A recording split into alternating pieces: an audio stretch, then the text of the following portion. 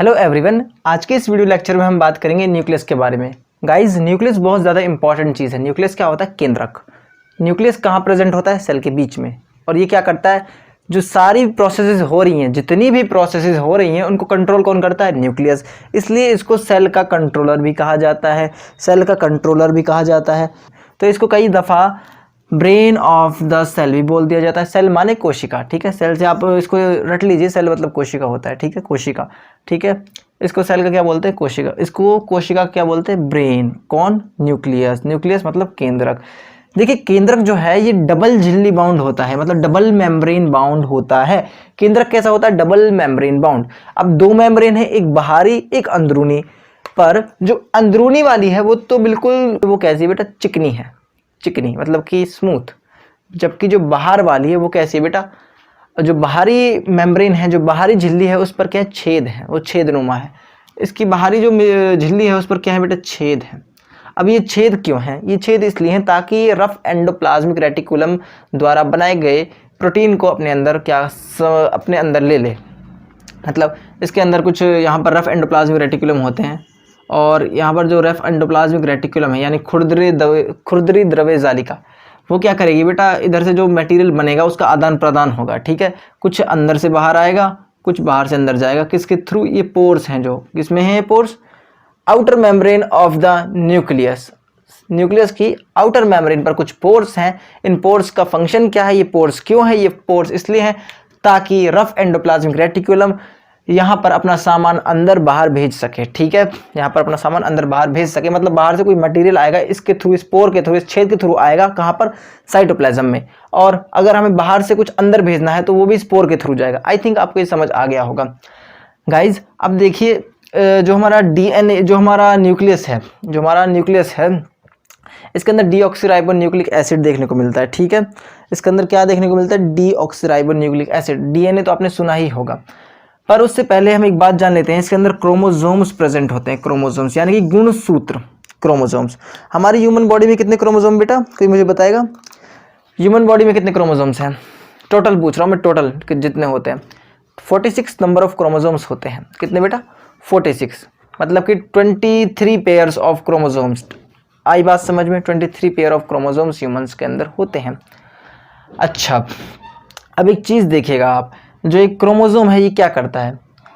ये क्या करता है? क्रोमोसोम जो है वो जेनेटिक इन्फॉर्मेशन क्या करता है? कैरी करता है। इसके अंदर क्या होती है? Genetic information. जेनेटिक इन्फॉर्मेशन जो है गुणसूत्र, मतलब कि ऐसा डेटा जो एक जगह से दूसरी जगह ट्रांसफ़र हो रहा है।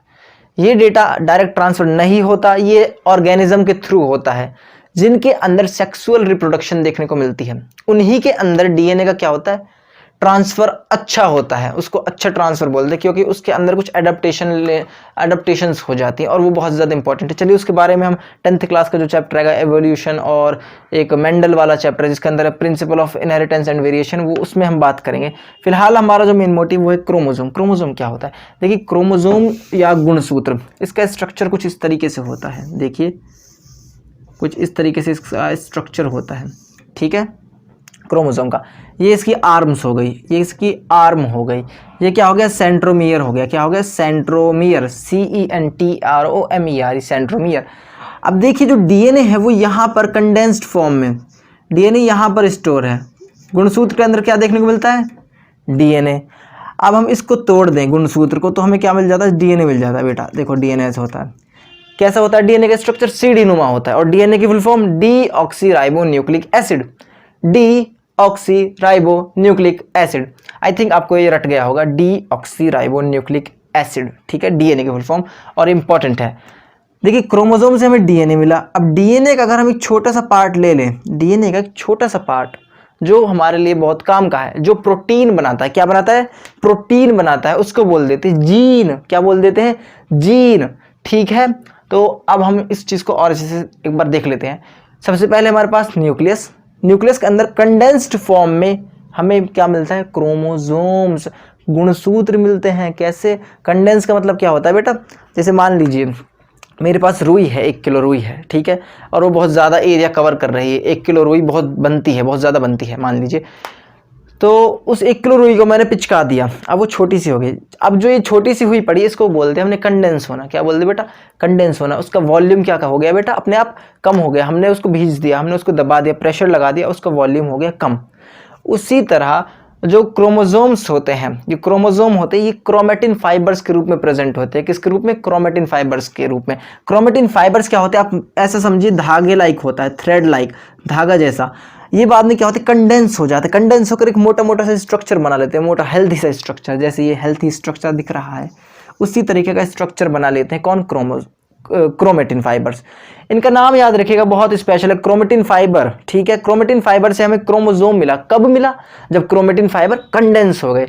उनकी कंडेंस होने से हमें क्रोमोसोम मिला, गुणसूत्र मिला। गुणसूत्र से हमें क्या मिला? हम देखा गुणसूत्र के अंदर डीएनए स्टोर है, डीएनए स्टोर है, पैक हुआ पड़ा है। डीएनए क्या हो पड़ा है?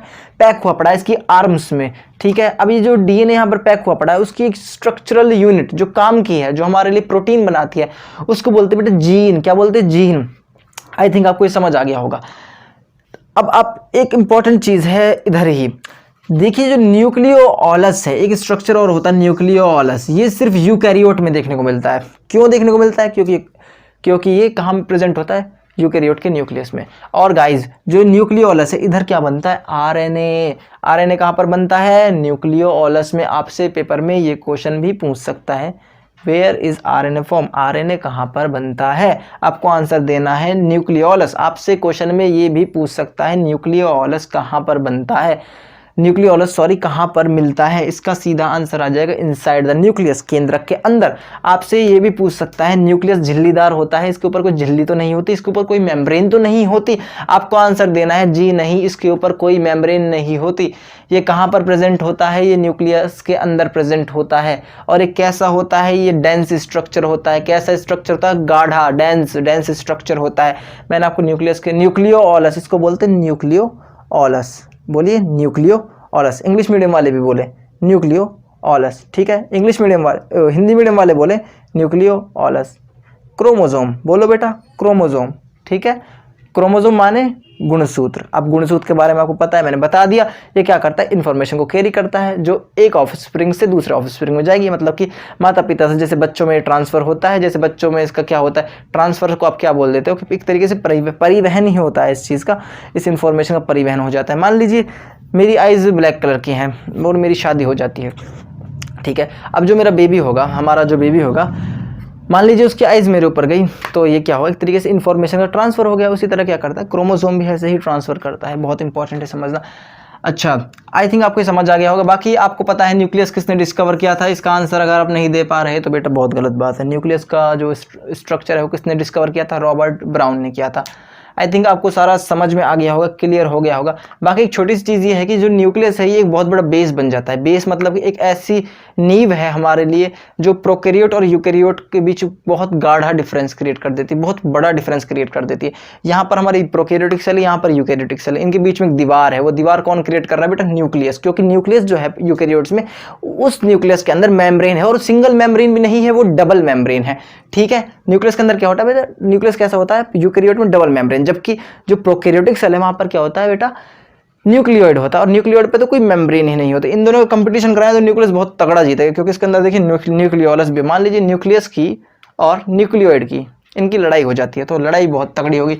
न्यूक्लियस के पास डबल झिल्ली है, डबल प्रोटेक्शन है, न्यूक्लियोलस इसके अंदर है, बहुत तगड़ी लड़ाई हो गई। और जो हमारा प्रोकैरियोटिक सेल है उसके अंदर कुछ है नहीं, बिना मेम्ब्रेन बाउंड है, उसमें एक घुसा मारेगा न्यूक्लियोलस और उसको तोड़ देगा। लड़ाई होगी तो कौन जीतेगा बेटा? न्यूक्लियस। वैसे लड़ाई होगी नहीं, मैं मजाक कर रहा था, लड़ाई बड़े ऐसी होती नहीं है, आपके एंटरटेनमेंट के लिए मैंने बता दिया। बाकी आपको ये सब समझ आना चाहिए, आपको ये चीज़ें रटनी चाहिए कि क्रोमेटिन फाइबर जो है वो कंडेंस होता है, वो कंडेंस होकर गुणसूत्र बनाता है, यानी कि वो क्रोमोसोम बनाता है। क्रोमोसोम के अंदर डीएनए होता है, और डीएनए की छोटी से छोटी इकाई जो काम की है, जो कुछ काम कर रही है, वो काम क्या कर रही है? वो क्या बना रही है? वो क्या है बेटा? जीन है। और जीन क्या बना रहा है? प्रोटीन बना रहा है। आपको क्वेश्चन पूछेगा प्रोटीन कौन कोड करता है, आप बोलोगे जीन।